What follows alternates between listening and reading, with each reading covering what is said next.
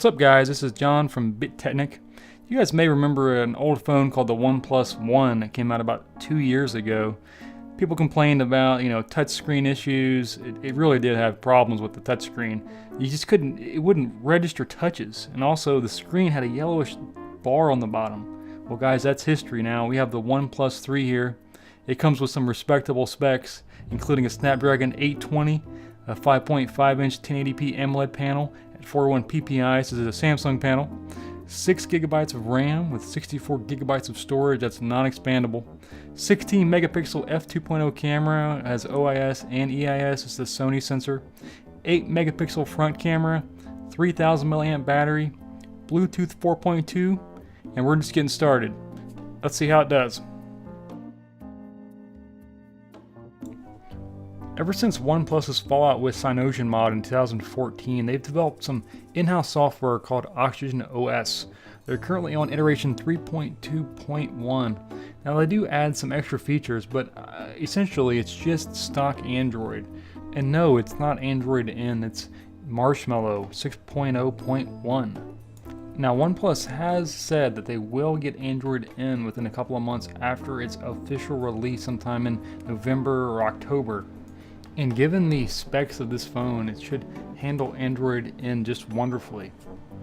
And while this phone has a lot of flagship specs, even given the LG G5 and the S7 Edge, all the new phones that are coming out, the Note 7, the one that we find most useful actually is the dash charging. The dash charging is unbelievable. To get 60% charge in 30 minutes just revolutionizes how and when I use my phone. I don't even charge it overnight. I simply just set it next to my bed. I get up in the morning, plug it in for 30 minutes, and it's good for an entire day's usage.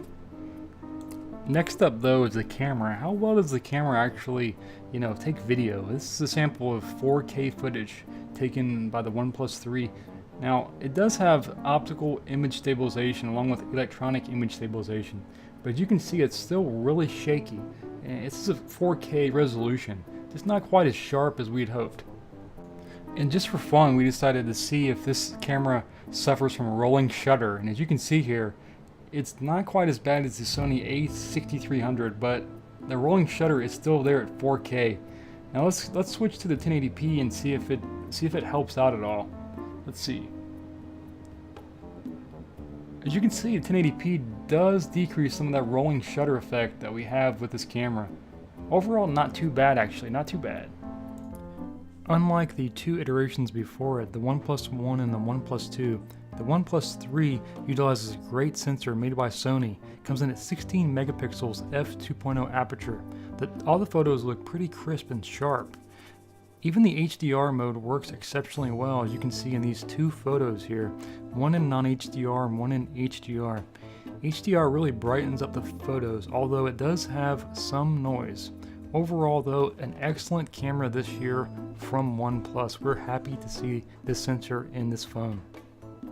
Some people may ask though, what about that 3000 milliamp battery? How long does it last? Well, I'm happy to report that I can get 5 hours screen on time with moderate use. I wouldn't say the brightness was at full brightness, but I would say it's about 30 to 50% brightness throughout the day.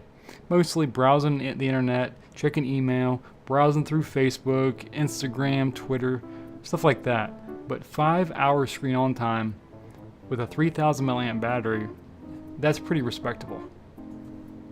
So there you have it folks, a quick look at the OnePlus 3 with a Snapdragon 820, 6 gigabytes of RAM, a super fast fingerprint reader, dash charging technology borrowed from Oppo, an excellent camera sensor by Sony.